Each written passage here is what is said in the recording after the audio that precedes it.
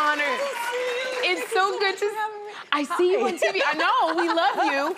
And we see you on TV all the time, so this is exciting to have you actually here. Yes. Now, you were raised actually here in New York City. I sure was. Okay, so out of your parents, My mom and dad. out of everything that you could have done, what got you into politics? Oh, it is such a wild story. It's not, I always tell people, I got to where I got to today as being behind that podium, behind that lectern, not in a straight way, like in a very, very zigzaggy way. So I grew up in a household, my parents are Haitian. Yeah, we like, yes. And so, I'm sorry. That's okay. But so I grew up, my parents were like, they saw success as being a doctor, a lawyer, or engineer. They were like, that's your path to success. And I was like, okay, I'm gonna be a doctor. Yeah. And this is why I tell people, especially young folks, go with what you're passionate about. Okay. And at the time, I was listening to everyone and I'm like, okay, I'm gonna try and be a doctor. Went through it, went through college, was gonna go into med school, and then I decided this wasn't for me.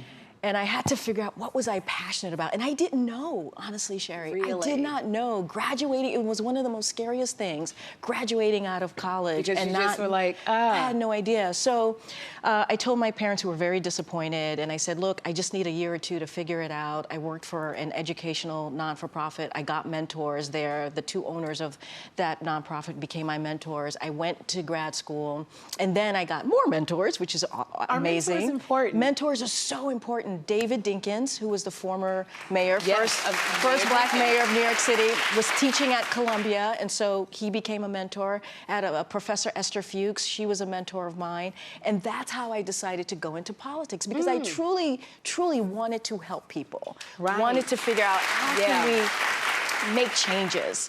And so did New York City politics, ran my first campaign, worked for 2 city council members, then I wanted to do national politics, did that, ended up in the Obama-Biden White House. Right. And then continued that trajectory, and that's how I got to meet President Biden when he was vice president. All right. And got to travel with him, and I got to meet someone who was truly kind and decent and cared about people. I have the story that I tell all the time about how I first met then Vice President Biden. I was on Air Force Two, and I can't believe I said that. I was on Air Force Two. That's it. On Air Force Two, and I had never met him, and I was sitting in my chair on Air Force Two. He comes by, and he's like, he sees me, and he wants to start the conversation. Me, this young staffer, he sits next to me, he asks me how I'm doing, and we start talking about Delaware. We were heading to Delaware, coming from New Jersey, and we have this conversation about him, about me. He wanted to know, like, where did I grow up? Who was my family? How did I... So he saw you. He saw, yes, he saw me, and there was this caring, kind of fundamentally decent person who wanted to know who I was. And so we've had that relationship since 2009. And I would not, look, the job that I do is incredibly hard. It is incredibly hard. We see. And I would not be doing this if it wasn't for him. He asked me to do it, and I said, there's no one else that I would come back to the White House for or go back on a campaign for, but for you. And I was honored to be asked. Honored to be asked. Yeah, you know honored what? to be asked. And you're talking about an honor, and it's just like, I even thanked you that my nieces can see someone like you and know that they can do this. Because, I mean, you are the 35th White House press secretary. Yeah. You're the first black and openly queer person to serve. So, do you feel, I feel it is so, that representation means a great deal to you? Yeah, representation matters, and you hear me say that a lot. And here's the thing, it is not lost on me the shoulders that I stand on, the generations of people before me who sacrificed, the generations of people before me who had to go through incredibly difficult times so that doors could be open for us. And I stand on their shoulders, and I'm incredibly grateful and honored to be the White House press secretary, but also to have folks who came before me, because it takes the generation before you to make sure that there's progress. There's progress. There's progress. And that is where we are. And if you look at this administration, because I got to also lift up other amazing trendsetters and barrier-breaking women that I get to see every day. The Vice President of the United States, barrier-breaking, right? The first Black woman of color, Ketanji Brown Jackson, the first Black woman to be on the Supreme Court. And that happened because you have to have people who believes in having excellence and that we are excellent and that we deserve to be at the table. And that's what this president saw. He understood you need diversity. You need diversity. If you're trying to move the country forward, you have to have everyone included and represented at the table. Absolutely. And representation matters, but you also have to show up. You got to show up. You have to show up. I love it because, you know, we are our ancestors' dreams. Yes. Which is that, their wildest dreams. Their wildest dreams. Wildest dreams. Well, I know that it's all business at work. I know that, but I know that you also like to let loose because I saw you dancing with the cast of A Different World. You were having a good time. So before you go out and you have to, you have to like meet the world. Do you have pump-up music that you like to play? Can I just say the cast of Different World 35 years ago, that show was it. And talk about representation matters and how that changed So many people wanted to go to college. Exactly, go to college, go to HBCUs. So yes, that was an amazing moment. And so before I come out to the podium, I'm in what's called the lower press. It's right before the double doors that open up, and I come out and I go to the podium behind the lectern. And I stand there and I'm talking with my team.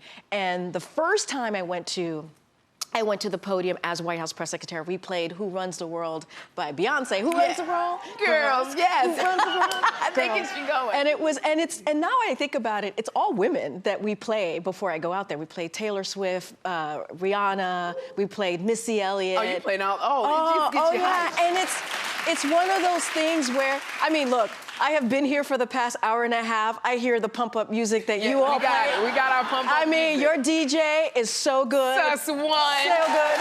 Sus one. And I mean, the building was shaking. That's right? Marco and Sus one It was over there. fantastic. So we're trying to get that because the job is hard. The job is hard. And it's hard not just for me, but for all of my colleagues. It's a difficult job, what we're trying to do on behalf of the American people for this president. And so it is not easy. And so sometimes we try to like have a little bit of fun. Yes. And so right before I walk out, we try to loosen up a little bit because what I'm about to experience at the podium is, I'm telling you. It's going to be a journey. Like, it's going to be a journey. Well, you know, it's so funny. No, it's not funny. It's like this journey that we're taking. It's so much going on politically. Yeah, Is there anything that you want Americans to know about what's happening now? So here's to take it really, in a serious space because there's so much going on right now. So much is at stake. So much is at stake. And we have, as a country, we have to figure out where do we want us to go and how we want to go forward or backwards. And of course, we should go forwards, not backwards. Yeah. And so, it makes me think about what happened almost 2 years ago. Almost 2 years ago, now, you had a Supreme Court justice overturn Roe v. Wade. Yes. And it happened because the former president put forth these judges that were incredibly extreme, and the plan was to overturn Roe v. Wade. It was a constitutional right that we had for almost 50 years. Can you imagine? Our kids have less rights today than we did growing up. And you think about the 30 million women across the country that are literally living in the state that has abortion bans, and they cannot get the right that they need, their women's health care that they need. They are being denied that dignity that they should have to make that decision for themselves. They are being denied that dignity. And so we have to seriously think about who we are, where we're going as a country. We should not, it is really dangerous and it is wrong. And so there's a big decision that we have to make here, and we have to protect our freedom and our rights. We absolutely do have to protect that. I'm so glad you came. Yes. And you actually came for my birthday. And I don't want to, did you bring anything for my birthday? I did bring something. Wait, let me just say, this is from the President of the United States. Oh my goodness. Oh my goodness. You gotta open it up.